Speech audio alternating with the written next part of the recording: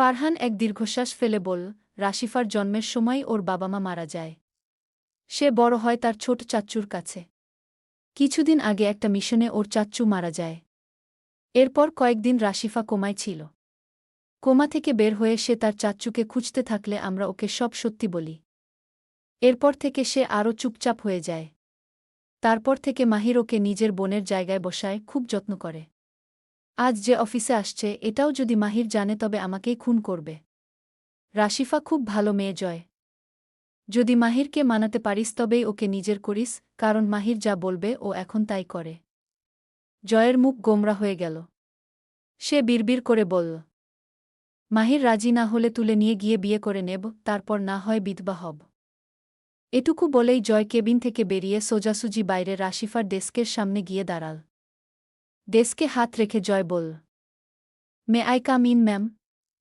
রাশিফা একটা ফাইল দেখতে দেখতে বিরক্তি নিয়ে বলল, ইয়েস আপনি আবারও? জয়কে দেখে রাশিফা রাগী কণ্ঠে তাকাতেই জয় মুচকি হেসে বলল, জি ম্যাম, আমি জয় রায়হান, আপনার হবু হাসব্যান্ড, আর ফারহান ও মাহিরের পরম বন্ধু। রাশিফা একচটকায় দাঁড়িয়ে পড়ে বলল, হোয়াট? কি বলছেন এসব আবুল তাবুল? মাথা ঠিক আছে আপনার? জয় একটু সামনে ঝুঁকে রাশিফার চোখের দিকে সরাসরি তাকাল। তার কণ্ঠে হঠাৎ গম্ভীর এক সুর। এতদিন মাথা ঠিক ছিল না, কিন্তু আপনাকে দেখার পর মাথা পুরোপুরি ঠিক হয়ে গেছে মিস রাশি। কিছুক্ষণ থেমে জয় এক চোখ মেরে আবার বলল, আসি মিস রাশি। একেবারে আমার হয়ে যাওয়ার জন্য অপেক্ষা করুন। চলে যাওয়ার জন্য পা বাড়ালেও আবার পেছনে ফিরে রাশিফার একদম কাছাকাছি এসে ফিসফিস করে বলল, চোখে আর কাজল দিও না রাশি, কারণ তোমার এই চোখ আজ আমার সর্বনাশ করে দিয়েছে। বাই। জয় চলে যাওয়ার পর রাশিফা স্তব্ধ হয়ে দাঁড়িয়ে রইল আর মনে মনে জয়ের কথাগুলো চিন্তা করতে লাগল। কক্সবাজারে আজ মাহির আর রুবার সফরের শেষ দিন। কাল রাত 12টায় তাদের ঢাকার ফ্লাইট। রুবা ফ্রেশ হয়ে ওয়াশরুম থেকে বের হতেই দেখল তাদের কাঠের বিছানার উপর একটা সুন্দর বড় গিফট বক্স রাখা। রুবা সামান্য অবাক হয়ে এগিয়ে গেল। বিছানা থেকে বক্সটি তুলে নিয়ে ফিতা খুলে ভেতরে তাকাতেই তার চোখ ছানাবড়া হয়ে গেল। লজ্জা আর বিস্ময়ে মুখ থেকে রুবা বলে উঠল, ছিঃ! গিফট বক্সটি খুলে ভেতরে থাকা উপহারটি মেলে ধরতেই রুবার চোখ ছানাবড়া হয়ে গেল। তার পুরো মুখ লজ্জায় লাল হয়ে উঠল। রুবা কপালে হাত দিয়ে বিড়বিড় করে বলল, ছিঃ! এসব কি পোশাক? এটা এই রুমে কে এনে রাখল? আল্লাহ! হিটলার বর দেখলে কি ভাববে? রুবা নিজের বিড়বিড়ানি থামিয়ে পেছনে তাকাতেই দেখল মাহির দরজা লক করে রুমে ঢুকছে। তা দেখে রুবা আতঙ্কে তড়িঘড়ি পোশাকটি নিজের পেছনে লুকাতে গেল। মাহির বিষয়টি দেখে ফেলে হালকা হেসে বলল, কি ব্যাপার বার্ড? কি লুকাচ্ছ এত গোপন ভঙ্গিতে? দেখি, দেখাও। রুবা একদম তোতলামো কণ্ঠে বলল, এই না, আপনি এটা একদম দেখতে পারবেন না। ওদিকে মুখ ঘুরিয়ে পেছনে থাকুন। না, আপনি রুম থেকে যান, আমি এই জিনিসটা ফেলে দিয়ে আসছি। মাহির ভ্রু কুঁচকে এগিয়ে এসে গম্ভীর গলায় বলল, কি ফেলবে? আমাকে দেখাও তো। এই বলে মাহির রুবার সাথে হাতাহাতি শুরু করতেই রুবার হাত থেকে পোশাকটি সোজা মাহিরের চোখের সামনে চলে আসল। তা দেখে রুবা লজ্জায় দুই চোখ শক্ত করে বন্ধ করে একনাগারে বলে যেতে লাগল, সরি হিটলার বর। এটা এখানে কিভাবে আসল আমি নিজেও জানি না। বিশ্বাস করুন, এটা আমি এখনই বাইরে ফেলে দিচ্ছি। রুবা ওটা ফেলে দিতে যেতেই মাহির ওর কবজি শক্ত করে ধরে বাঁকা হেসে বলল, পোশাকটা ফেলে দেবে কেন? এটা তো তোমার জন্যই আমি এনেছি। রুবা চোখ জোড়া বড় বড় করে নিজের দিকে আঙুল তাক করে তোতলাতে তোতলাতে বলল, আপনি এটা আমার জন্য এনেছেন? এই পোশাক আমি পরব? ছিঃ! মাহির রুবার কথা শুনে রুবাকে হেঁচকা টানে একদম নিজের বুকে জড়িয়ে ধরল। কোমর পেঁচিয়ে ধরে কান ঘেঁষে এলোমেলো চুলগুলো গুজে দিয়ে ফিসফিস করে বলল, মনে নেই ম্যাডাম? আপনি আমায় প্রমিস করেছিলেন যে আমি যা বলব আপনি তাই করবেন।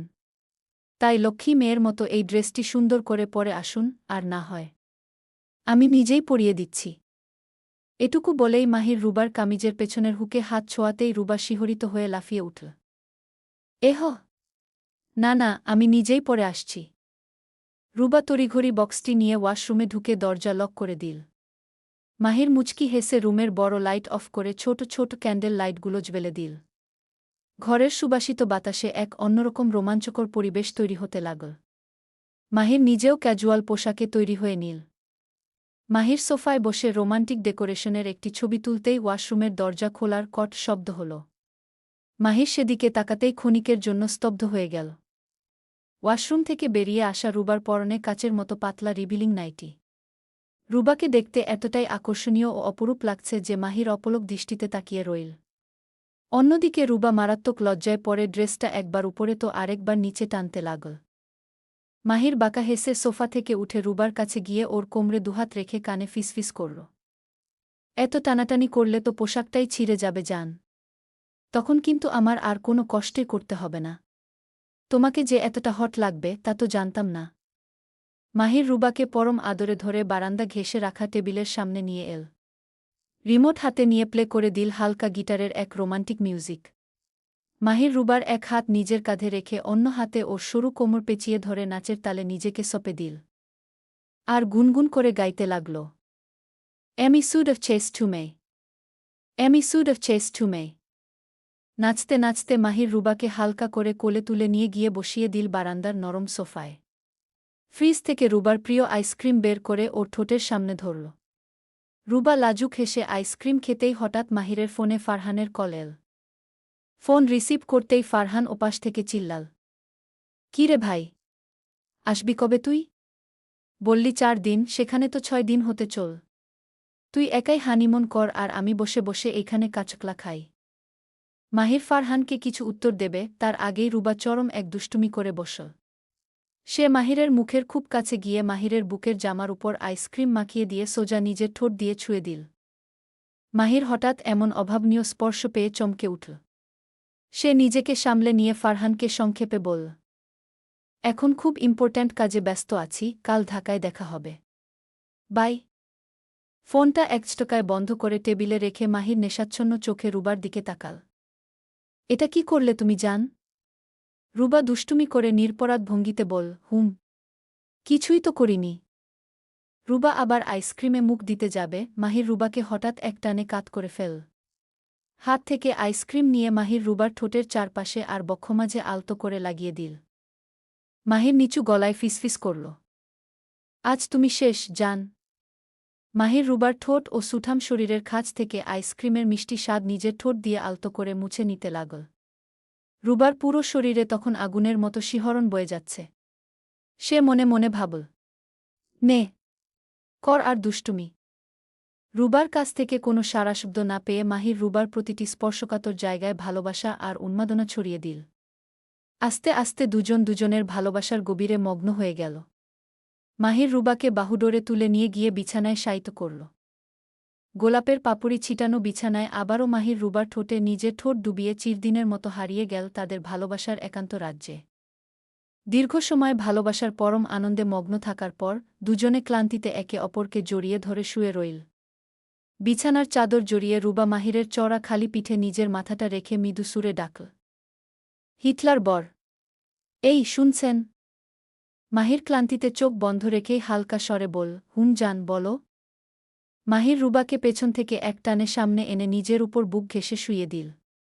রুবার চোখের দিকে তাকিয়ে বলল, এবার বলো, কি বলতে চাও? মাহিরের অনাবৃত বুকে মুখ রেখে পেটে রুবার সুরসুরি লাগলেও সে ঠোঁট ভিজিয়ে বলল, বলছিলাম কি, বিয়ের তো 1 বছর হয়ে গেল। এবার আমাদের একটা বেবি নিয়ে ভাবা উচিত, তাই না? মাহির রুবার মিষ্টি মুখের দিকে কিছুক্ষণ অপলক তাকিয়ে রইল। তারপর নিচু স্বরে বলল, তবে এখন নয় জান। আগে মাইশার বিয়েটা ভালোয় ভালোয় হয়ে যাক, তারপর। তুমি রেগুলার পিল খাচ্ছ তো? রুবা হালকা মাথা নেড়ে বল, মাহির পরম মায়ায় রুবার উদরে আলতো স্পর্শ দিয়ে রুবাকে বুকের সাথে চেপে ধরল। মাথার চুলে ঠোঁট ছুঁয়ে বল, বার্ড, মন খারাপ করো না।